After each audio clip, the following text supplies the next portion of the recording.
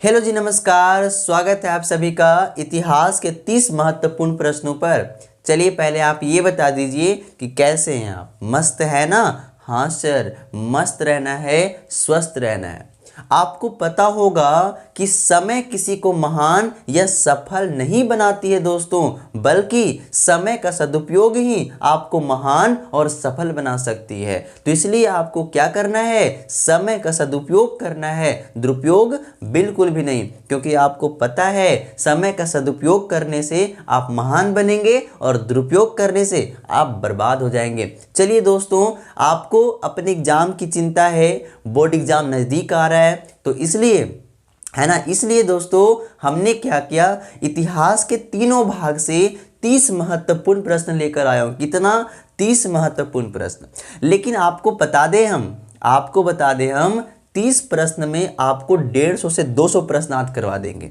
बशर्ते आपको बिल्कुल ध्यान से, है ना, बिल्कुल ध्यान से क्या करना है, वीडियो को पूरा वॉच करना है, देखना है, पोज मत कीजिएगा। कोई भी क्वेश्चन छूट सकता है आपके लिए, है ना। तो आपको 30 प्रश्न में 150 प्रश्न से 200 प्रश्न में याद कराने की जिम्मा दे लेता हूं सर। लेकिन पता है, मैं ना बच्चों को याद करने के लिए नहीं देता, गलत बात। मैं बच्चों को यही पे याद करवा देता हूं, है ना। बाद में लिखो फिर याद करो। अरे भाई साहब, आप टेंशन क्यों लेते हैं? आपको पूरा वीडियो देखना है और बस देखिएगा आपको कैसे 150 से 300 प्रश्न, है ना, 150-200 हो ही जाएगा, आपको याद हो जाएगा।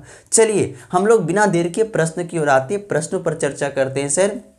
तो जो सबसे पहला प्रश्न है दोस्तों, पहला प्रश्न ध्यान से देखिएगा। 1922 ईस्वी में, कब? 1922 ईस्वी में मोहनजोदड़ो की खोज किसने किया था? 1922 ईस्वी में, कब की बात बता रहे हैं सर? 1922 ईस्वी में। मतलब मोहनजोदड़ो जो है ना सर, आपको पता है वर्तमान में पाकिस्तान में है। किस जिला में? लरकाना जिला में। किस जिला में दोस्तों? लरकाना जिला में वर्तमान में है। लेकिन ये जो मोहनजोदड़ो है ना सर, ये हड़प्पा सभ्यता का प्रमुख स्थल हुआ करता था, प्रमुख नगर हुआ करता था, जिसे मृतकों का टिल्ला कहा जाता है। तो ये प्रश्न आपसे पूछ लेगा कि मृतकों का टिल्ला किसे कहा जाता है? मोहनजोदड़ो को कहा जाता है। हाँ सर, तो मोहनजोदड़ो की खोज किसने किया था? किस व्यक्ति ने किया था? तो आज रखेंगे सर, मोहनजोदड़ो की खोज किसने किया था? राखाल दास बनर्जी।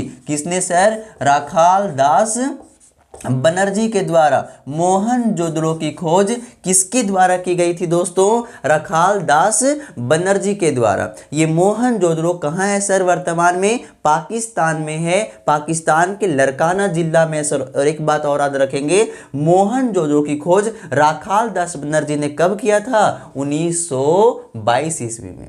लेकिन आपको पता होगा 1922 से एक साल पहले, कितना साल पहले? एक साल पहले 1921 ईस्वी में एक और हड़प्पा स्थल की खोज की गई थी। किसका? हड़प्पा का।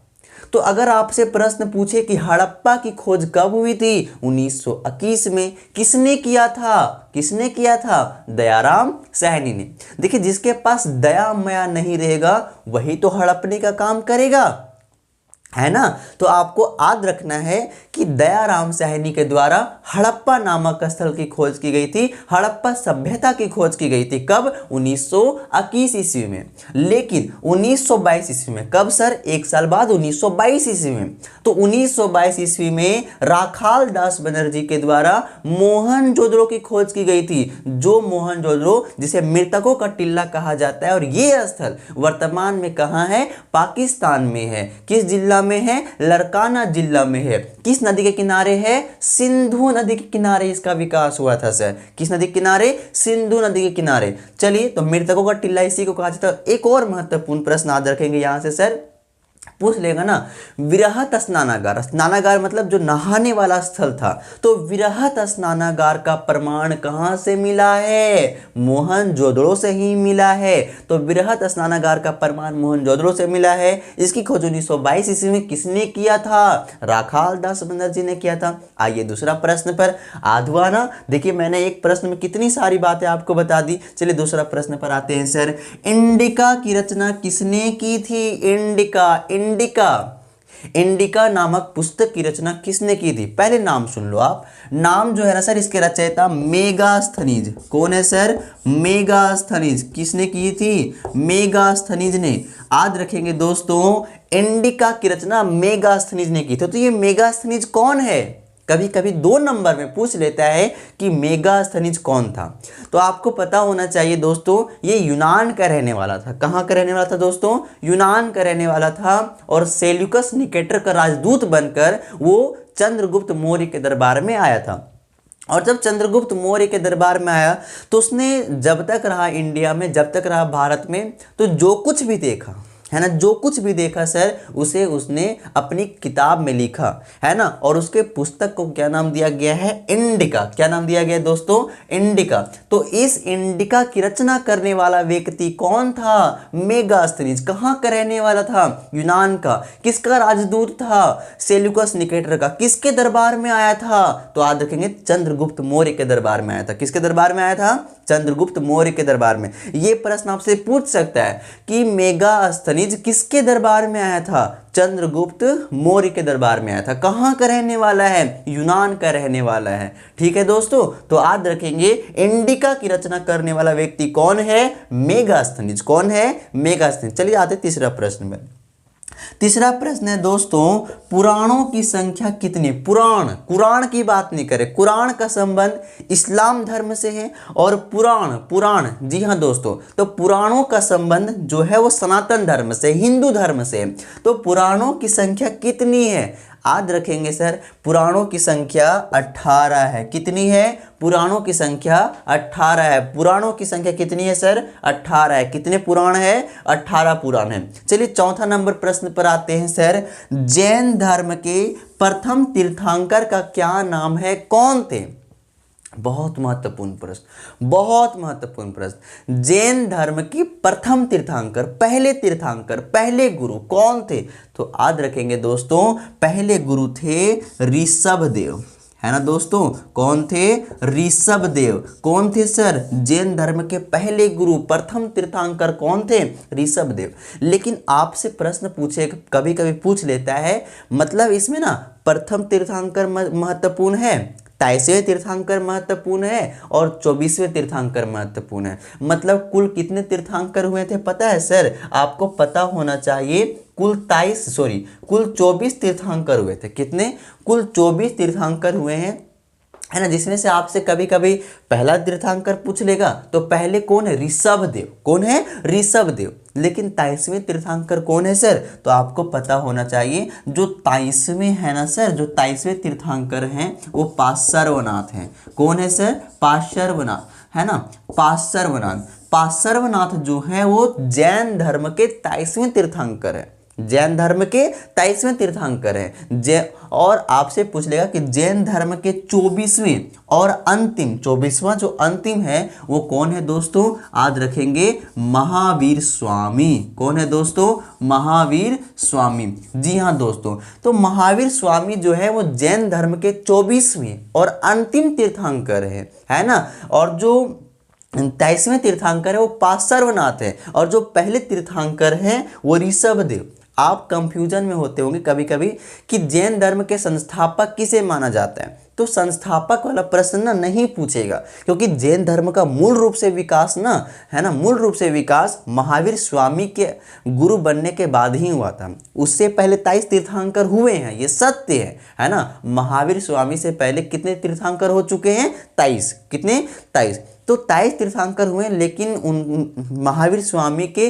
तीर्थंकर बनने के बाद ही सर जैन धर्म का काफ़ी विकास हुआ था। चलिए, तो आपको पता होना चाहिए, जैन धर्म के प्रथम तीर्थंकर ऋषभदेव, 23वें तीर्थंकर पार्श्वनाथ और 24वें और अंतिम तीर्थंकर कौन थे? महावीर स्वामी थे। चलिए दोस्तों, आते हैं 5वां प्रश्न पर। 5वां प्रश्न है, सुलह ये कुल की नीति का प्रतिपादन भारत में किसने किया था? सुलह ये कुल की नीति, जिसे आपको पता होगा आईन-ए-अकबरी के जो रचनाकार हैं वो कौन है? अबुल फजल, है ना। वही अबुल फजल जो अकबर के नवरत्नों में प्रमुख नवरत्न हुआ करते थे। तो अबुल फजल के द्वारा आइन ए अकबरी लिखी गई है दोस्तों। क्या लिखा गया है? आइन ए अकबरी। तो उन्होंने कहा है कि ये जो सुलह, ये कुल की जो नीति है, ये पूर्ण शांति की नीति है। तो बताइए, आप बता सकते हैं कि पूर्णतः शांति लाने का काम कौन कर रहा था? शांति लाने का काम दोस्तों मुगल वंश का एक ही शासक कर रहा था। और कौन दोस्तों? अकबर। किसने दोस्तों? अकबर ने। तो अकबर ने पता है क्या किया? पूर्णतः शांति लाने का काम किया। तो सुलह ये कुल नीति का प्रतिपादन किसने किया था दोस्तों? अकबर ने। और इसी नीति के द्वारा आपको पता होगा दोस्तों कि अकबर क्या करता है? सन 1500, इधर लिख दे रहा हूँ, सन 1563 ईस्वी में, है ना, सन 1563 ईस्वी में हिंदुओं पर से तीर्थ यात्रा कर की समाप्ति किया। किस कर की समाप्ति किया दोस्तों? तीर्थ यात्रा कर को क्या किया? समाप्त कर दिया। और एक साल बाद 1564 ईस्वी में, जी हाँ दोस्तों, 1564 ईस्वी में इसने क्या किया? जजिया कर, जो हिंदुओं से कर वसूला जाता था, जजिया कर, उसको भी इसने क्या किया? समाप्त किया। तो 1564 ईस्वी में अकबर ने जजिया कर को समाप्त किया था। जजिया कर क्या है, इसके लिए मैं अलग से पूर्णतः वीडियो बनाऊंगा, विश्लेषित करूंगा, है ना। लेकिन अभी याद रखेंगे कि अकबर ने जजिया कर को कब समाप्त किया था? 1564 में। तीर्थ यात्रा कर को कब समाप्त किया था? 1563 में। एक बात और याद रखेंगे, जो अकबर था ना सर, 1564 में जजिया कर को हटा दिया था, लेकिन 1575 में फिर से लागू कर दिया। पता नहीं क्या मन किया होगा, फिर से लागू कर दिया। लेकिन फिर बाद में क्या करता है? 1579-80 में जजिया कर को फिर से ये समाप्त कर देता है। तो 5 प्रश्न और 5 बताइए मैंने आपको कितना बता दिया, है ना। तो आपको याद रखना है सर कि अकबर जजिया कर को कब समाप्त किया था? 1564 में। काफी महत्वपूर्ण प्रश्न है। जजिया कर क्या है? हिंदुओं से वसूला जाने वाला, है ना, कि अगर आप एक इस्लामिक राज्य में रहते हैं तो वहां पर केवल और केवल मुसलमानों को ही रहने का अधिकार है। और अगर हिंदू वहां पे रहते हैं तो उनको क्या करना पड़ेगा? रहने के टैक्स देना पड़ेगा। तो वही क्या है सर? जजिया कर एक धार्मिक कर था। तो आज रखेंगे दोस्तों, जजिया कर एक धार्मिक कर था जिसे 1564 ईस्वी में अकबर के द्वारा क्या कर दिया गया था? हटा दिया गया था, समाप्त कर दिया गया था। और तीर्थ यात्रा कर इसने कब हटाया? 1563 ईस्वी में। तो सुलह ये कुल की नीति, पूर्ण शांति की नीति किसने प्रतिपादन किया था दोस्तों? तो वो अकबर था। कौन था? अकबर था। चलिए अब अगले प्रश्न पर। छठा प्रश्न है दोस्तों, क्या है प्रश्न? इब्न बतूता अपनी यात्रा का विवरण किस भाषा में लिखा था? इब्न बतूता जो दोस्तों याद रखेंगे, ये जो इब्न बतूता है ना दोस्तों, ये मोरक्को का यात्री है। कहाँ का यात्री है सर? मोरक्को का यात्री है, मोरक्को का रहने वाला है। और ये जो था ना दोस्तों, अलग अलग देशों का भ्रमण किया करता था और अपनी यात्रा करने के बाद उसको एक विवरण बनाकर, है ना, उस सभी को लिखा करता था।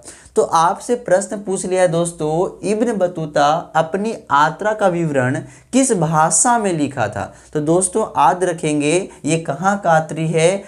मोरक्को का यात्री है। और किस भाषा में लिखा था दोस्तों? याद रखेंगे, अरबी भाषा में। किस भाषा में दोस्तों? अरबी भाषा में। और जो दोस्तों इसकी जो यात्रा विवरण है ना, इसकी जो यात्रा वृत्तांत है ना दोस्तों, उसका नाम है रिहला, या रेहला भी कहा जाता है दोस्तों, रेहला। तो रेहला या रिहला दोनों याद रखेंगे। तो रेहला जो है, वो रेहला जो है किसकी यात्रा वृत्तांत है दोस्तों? इब्न बतूता की। किसकी? इब्न बतूता की।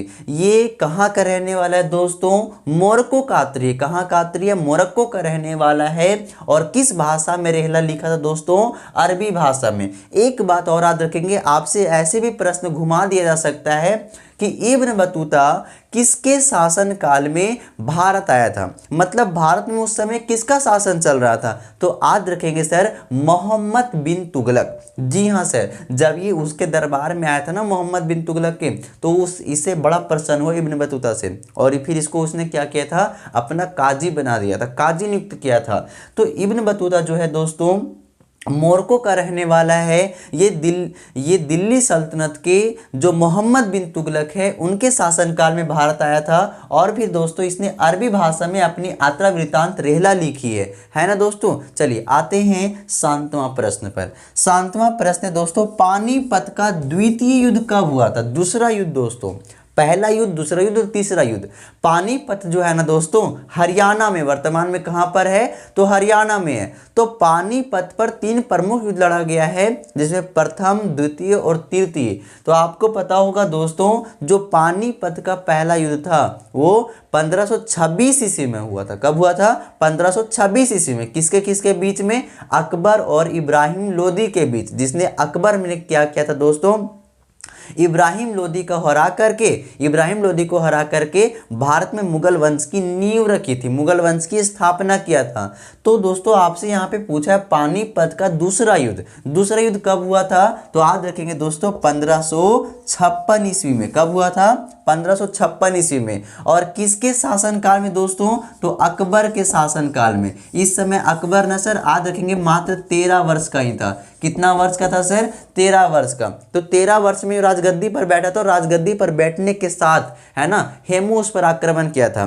तो हेमू को जो इसका संरक्षक था, इसका सेनापति था, अकबर का जो सेनापति और संरक्षक कौन था दोस्तों, बैरम खां। कौन था दोस्तों, बैरम खां। कौन था, तो बैरम खां ही क्या करता है, हेमू को पराजित करता है। अकबर का सेनापति था। तो पानीपत का प्रथम युद्ध 1526 में, पानीपत का दूसरा युद्ध 1556 में। किसके शासनकाल में, अकबर में। इसमें क्या हुआ था, बैरम खान ने क्या किया था, हेमू को पराजित किया था। चलिए सर आते हैं अगला प्रश्न में, 8वां प्रश्न पर। रामानंद है ना एक बहुत ही प्रसिद्ध मध्यकाल के संत हुए हैं। जी हाँ दोस्तों, भक्ति आंदोलन के।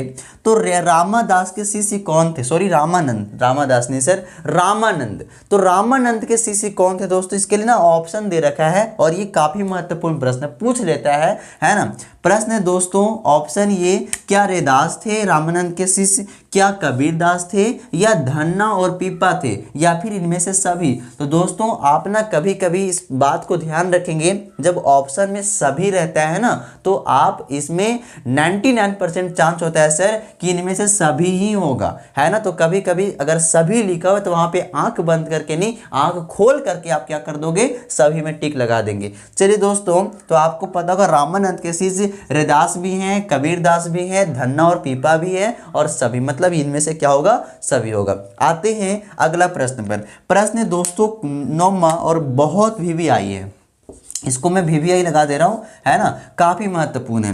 जालियांवाला बाग हत्याकांड कब हुआ था, बहुत दर्दनाक घटना, बहुत दर्दनाक कांड हुआ था सर दोस्तों, आपको पता होगा, है ना। बैसाखी पर्व का दिन था, है ना, और कब साल दोस्तों, 13 अप्रैल।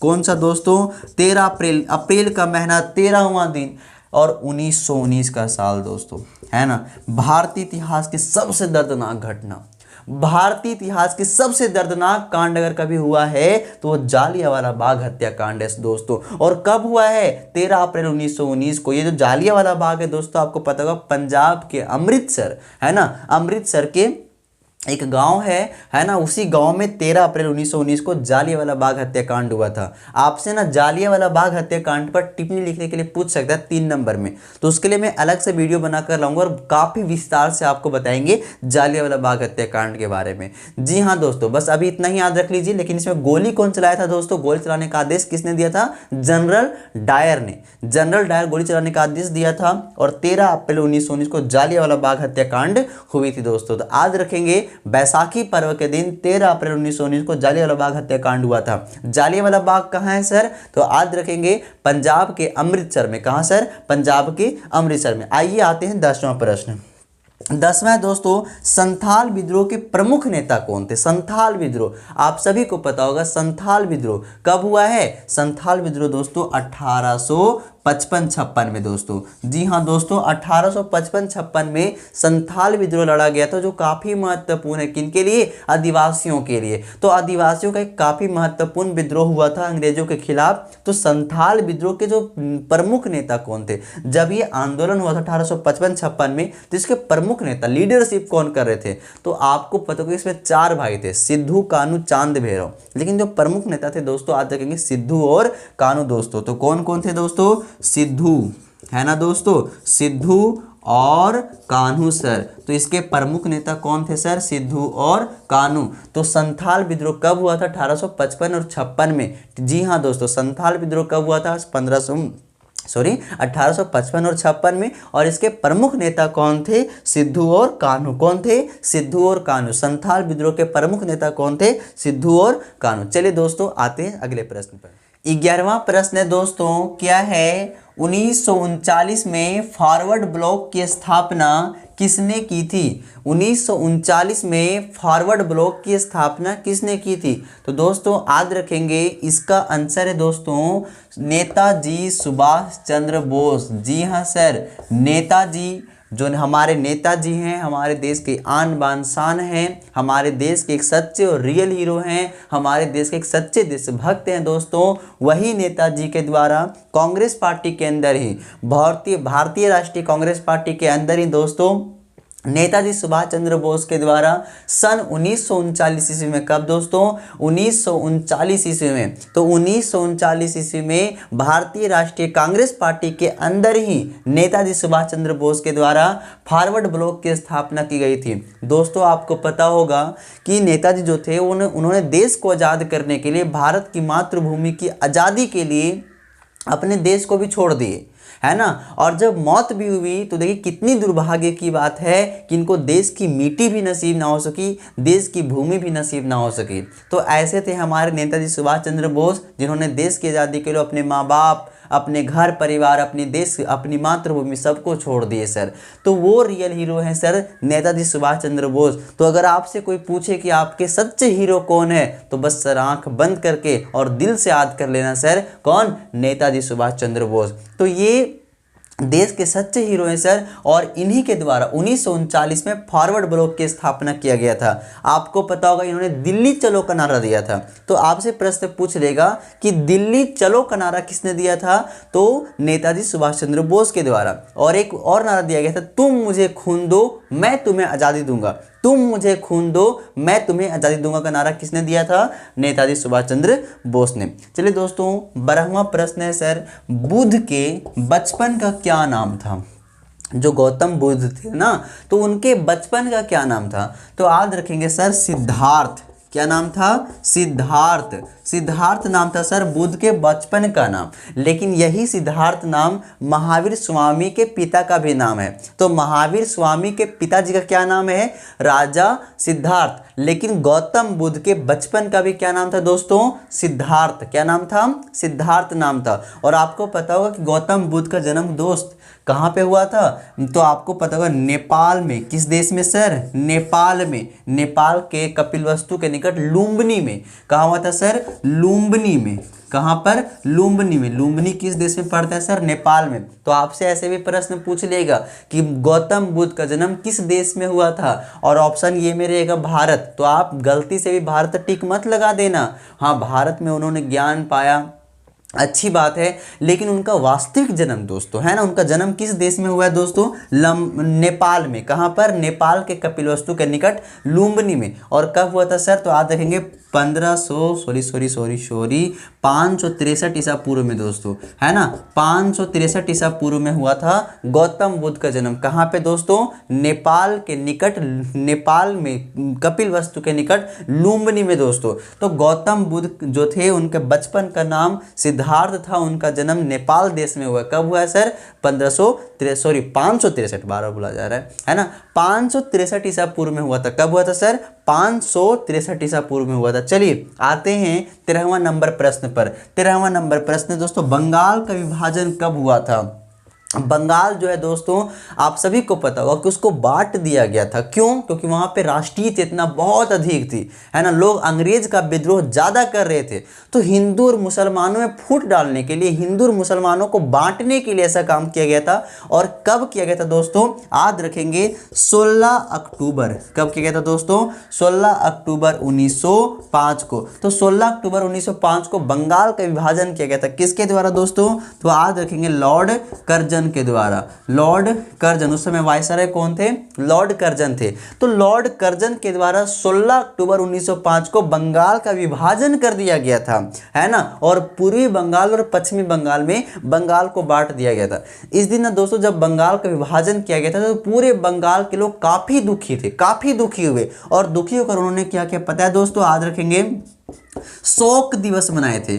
कौन सा दिवस दोस्तों? शोक दिवस। शोक दिवस मतलब दुखी का दिन मनाए थे कि आज दुखी का दिन है। तो शोक दिवस कब मनाया गया था? बंगाल विभाजन के शुभ अवसर पर 1905 ईस्वी में। ठीक है, शुभ दिन नहीं था सर, है ना, बस उसी के दुखी के दिन के, है ना, मतलब हिंदू और मुस्लिम को फूट डालने के लिए, हिंदू और मुस्लिम का बंटवारा करने के लिए बंगाल को दो भागों में बांट दिया गया था। कब? 16 अक्टूबर 1905 को पूर्वी बंगाल और पश्चिमी बंगाल में। इसलिए बंगाल के निवासी ने शोक दिवस मनाया था। इसी दिन जब बंगाल का विभाजन कर दिया गया तो रविंद्रनाथ टैगोर जी के द्वारा बंगाल के निवासियों से आह्वान किया गया, है ना, कि हाँ ठीक है, अंग्रेजों ने क्या किया है कि हिंदू और मुसलमानों में फूट डालने की कोशिश की है, तो हम लोग क्या करते हैं, उनको एकता दिखाने का काम करते हैं। और एकता दिखाने के लिए इन्होंने रक्षा दिवस मनाने की घोषणा की थी, है ना, कि सभी हिंदू मुस्लिम क्या करो, एक दूसरे को राखी बांधो, ताकि उन अंग्रेज को पता चल सके कि हिंदू और मुस्लिम क्या हैं, अभी भी एक हैं, दोनों एक हैं, है ना दोस्तों। तो रक्षाबंधन दिवस भी मनाया गया था बंगाल में, किनके आह्वान पर? रविंद्रनाथ टैगोर के द्वारा, है ना, उनके आह्वान पर रक्षा दिवस मनाया गया था। तो बंगाल के विभाजन 16 अक्टूबर 1905 को किया गया था। किसने किया था? लॉर्ड कर्जन ने। शोक दिवस भी इसी दिन मनाया गया था। चलिए दोस्तों, आते हैं अगले प्रश्न पर। 14 नंबर प्रश्न, मुस्लिम लीग द्वारा मुक्ति दिवस कब मनाया गया था? जो मुस्लिम लीग है दोस्तों, वो जो मुस्लिम लीग था उसके द्वारा शोक दिवस कब मनाया गया था? तो याद रखेंगे दोस्तों, ये काफ़ी महत्वपूर्ण प्रश्न है। और दोस्तों याद रखना, जो मुस्लिम लीग है ना सर, है ना, इसके प्रमुख लीडर जो थे उस समय अली जिन्ना थे। कौन थे सर? मोहम्मद अली जिन्ना। तो उन्हीं के द्वारा घोषणा किया गया था कि आप सभी 22 दिसंबर को, कब दोस्त? 22 दिसंबर 1939 को, 22 दिसंबर 1939 को कि आप सभी मुक्ति दिवस मनाइए। और मुस्लिम लीग के जितने सारे सदस्य थे बहुत एंजॉय किए थे, बहुत खुशी किए थे, और 22 दिसंबर 1939 को मुक्ति दिवस के रूप में मनाए थे। क्यों पता है? क्योंकि इससे 2 महीने पहले, 22 दिसंबर से 2 महीने पहले 22 अक्टूबर 1939 को क्या हुआ था ना, कांग्रेस के जितने सारे सदस्य थे वो केंद्रीय और प्रांतीय मंत्रालय से इस्तीफा पत्र सौंप दिए थे अंग्रेज को कि हम लोग नहीं रहेंगे आपके मंत्रालय में, हम लोग इस्तीफा देते। तो उसी से जो कांग्रेस पार्टी मुस्लिम लीग के जो जितने सारे सदस्य थे काफ़ी खुश हुए थे, बहुत खुश हुए थे। और अली जिन्ना के द्वारा घोषणा किया कि हम लोग 2 महीने के बाद 22 दिसंबर 1939 को क्या करेंगे पता है? क्या करेंगे? मुक्ति दिवस मनाएंगे। और 22 दिसंबर 1939 को मुस्लिम लीग के द्वारा मुक्ति दिवस मनाया गया था। महत्वपूर्ण प्रश्न याद रखेंगे सर। अब आते हैं 15वां प्रश्न पर, किसका जन्म स्थान तालवंडी में है ना दोस्तों? तालवंडी में किसका जन्म स्थान है दोस्तों?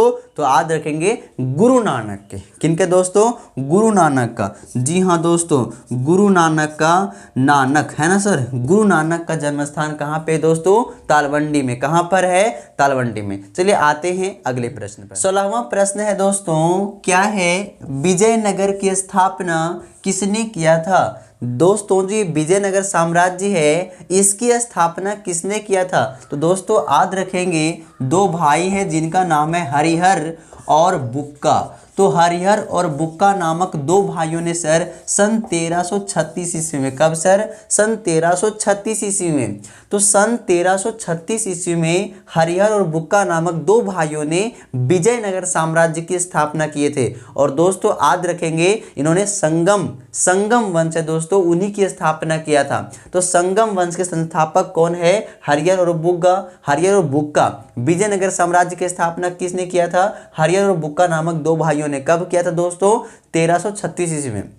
इसके गुरु हुए थे दोस्तों जिनका नाम है संत विद्यारण्य। और उन्हीं के प्रेरणा से, मतलब उन्हीं के बताने से इन्होंने क्या किया था? एक हिंदू साम्राज्य जिसका नाम है विजयनगर साम्राज्य की स्थापना किया था। किन 2 भाइयों ने? हरिहर और बुक्का नामक भाइयों ने। कब? 1336 ईस्वी में। चलिए दोस्तों आते अगले प्रश्न पर। प्रश्न दोस्तों 17वां, असहयोग आंदोलन की शुरुआत कब हुई थी? जो असहयोग आंदोलन है सर, जो महात्मा गांधी के द्वारा शुरू किया गया था, उसकी शुरुआत कब की गई थी? तो किसके द्वारा शुरू किया गया था? गांधी जी के द्वारा। और कब सर? तो याद रखेंगे 1 अगस्त। कब सर? 1 अगस्त 1920 ईस्वी से, 1 अगस्त 1920 ईस्वी से। ठीक है दोस्तों। और याद रखेंगे इसी दिन दुर्भाग्य से बाल गंगाधर तिलक की मृत्यु भी हो गई थी सर। तो 1 अगस्त 1920 से असहयोग आंदोलन की शुरुआत की जाती है, किसके द्वारा? गांधी जी के द्वारा। आपसे प्रश्न ऐसे ही पूछ लिया जाएगा कि असहयोग आंदोलन को वापस कब लिया गया था? तो याद रखेंगे दोस्तों 12 फरवरी। कब दोस्तों?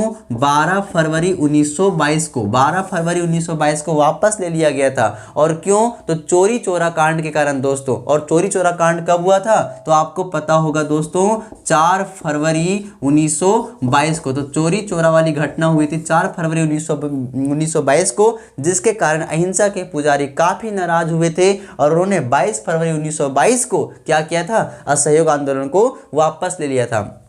तो असहयोग आंदोलन की शुरुआत कब हुई थी दोस्तों? याद रखेंगे 1 अगस्त 1920 ईस्वी को। किसके द्वारा? गांधी जी के द्वारा। आइए अगले प्रश्न पर। प्रश्न है दोस्तों, महाभारत का युद्ध कितने दिनों तक चला था? जो महाभारत का जो युद्ध हुआ था सर, वो कितने दिनों तक चला था? तो याद रखेंगे सर केवल 18 दिन तक। कितने दिन तक? केवल 18। तो महाभारत का युद्ध केवल 18 दिन तक चला था सर। आते हैं 19 प्रश्न पर। 19 प्रश्न है दोस्तों, बिज्जक में किसका उपदेश संग्रहित है? बिज्जक में किसका उपदेश दिया गया है दोस्तों? तो कौन है? कबीर दास है सर। जी हाँ, कबीर के जितने सारे उपदेश दिए गए हैं उन सभी का संग्रहण बिज्जक में किया गया। किसमें सर? बिज्जक में। तो बिज्जक में किसका उपदेश संग्रहित है? कबीर दास का। किसका उपदेश संग्रहित है? कबीर दास का। 21वां प्रश्न है दोस्तों, भारतीय राष्ट्रीय कांग्रेस की स्थापना कब हुई थी? भारतीय राष्ट्रीय कांग्रेस की स्थापना कब हुई थी दोस्तों? तो याद रखेंगे सर 28 दिसंबर। जी हाँ सर, 28 दिसंबर 1885 को हुआ था सर। कब हुआ था?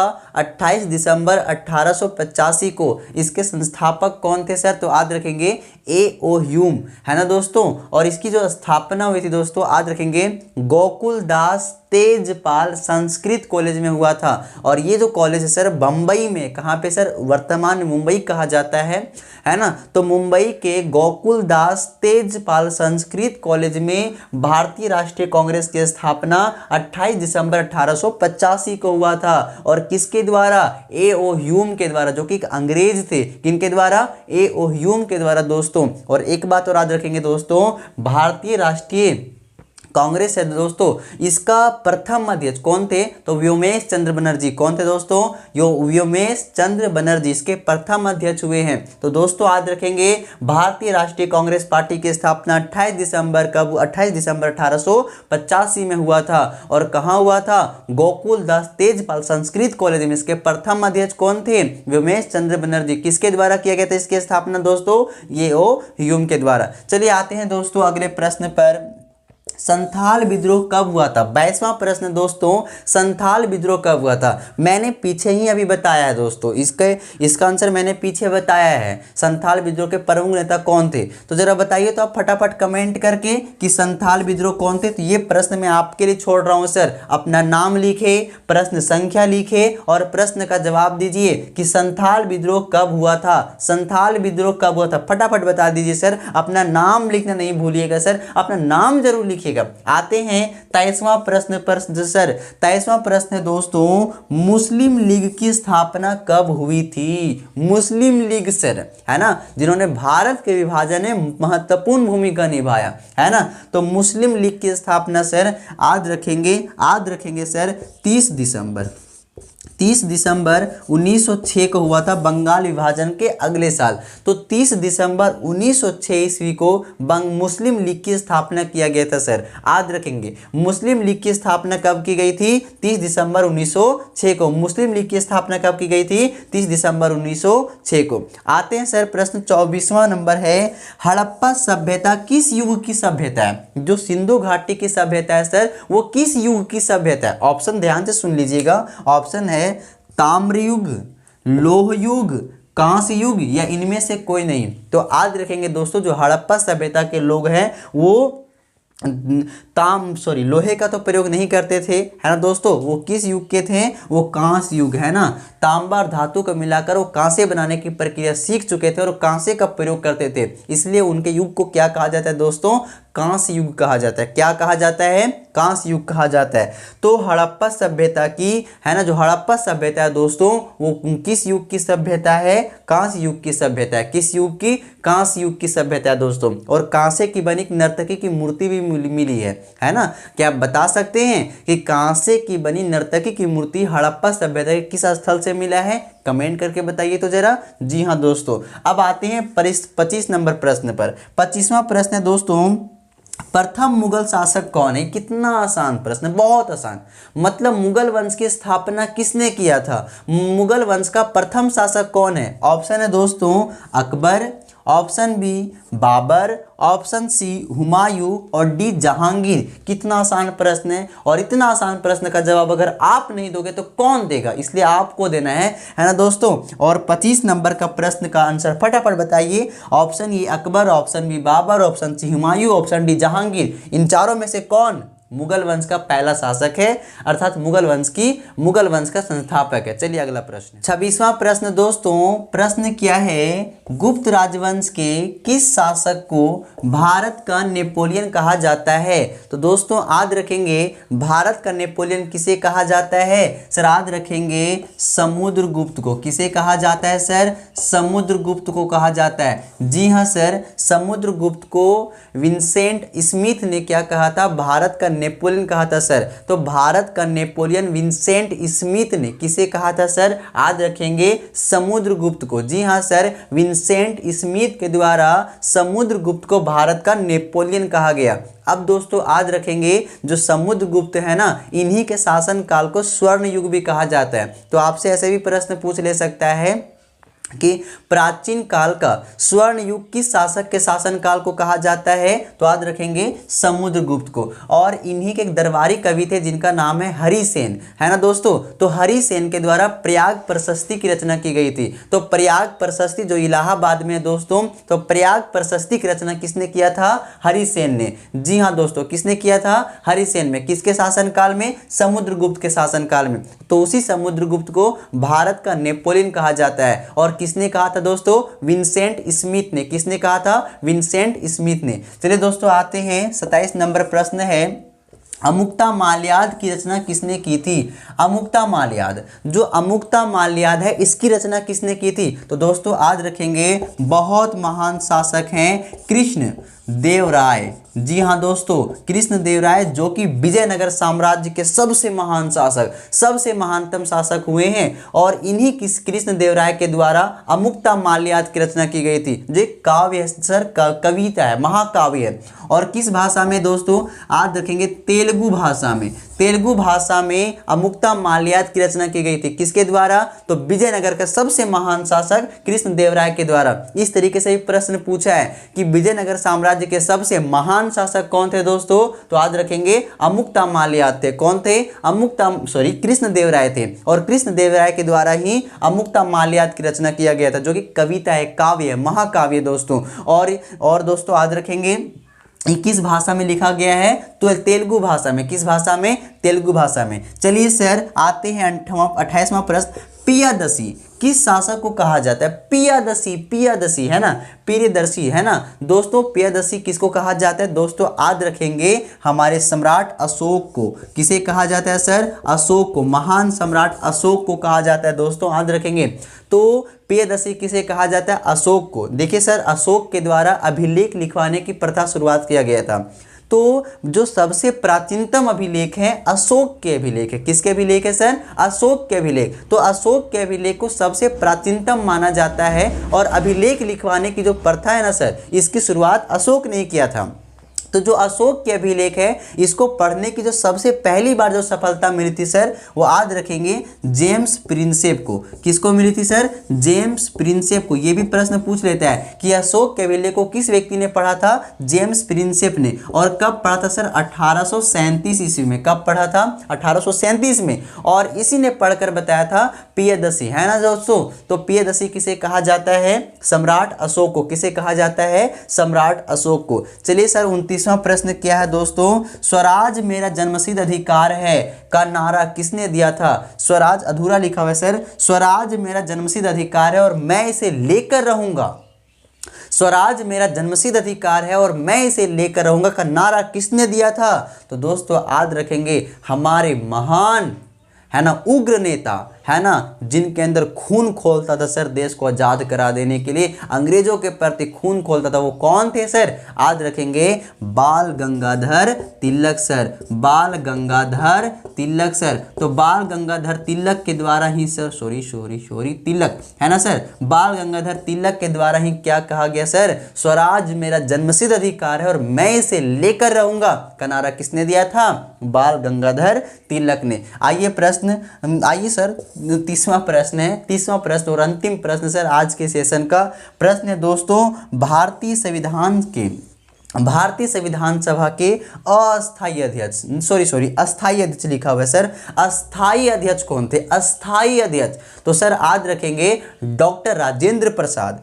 जी हाँ सर, कौन थे? यहाँ पे लिख देता हूँ, डॉक्टर राजेंद्र प्रसाद। जी हाँ सर, डॉक्टर राजेंद्र प्रसाद को संविधान का, है ना, भारतीय संविधान सभा का अस्थायी अध्यक्ष बनाया गया था। और पता है संविधान सभा का अस्थायी कौन थे? तो डॉक्टर सच्चिदानंद सिन्हा। तो अस्थायी पूछे तो डॉक्टर सच्चिदानंद सिन्हा टिक लगाएंगे, और अस्थायी पूछे हमेशा के लिए तो कौन थे सर? डॉक्टर राजेंद्र प्रसाद। और वही डॉक्टर राजेंद्र प्रसाद भारत के प्रथम राष्ट्रपति भी बनते हैं सर। तो इस प्रकार हमने 30 प्रश्न आपको समझाने का प्रयास किया और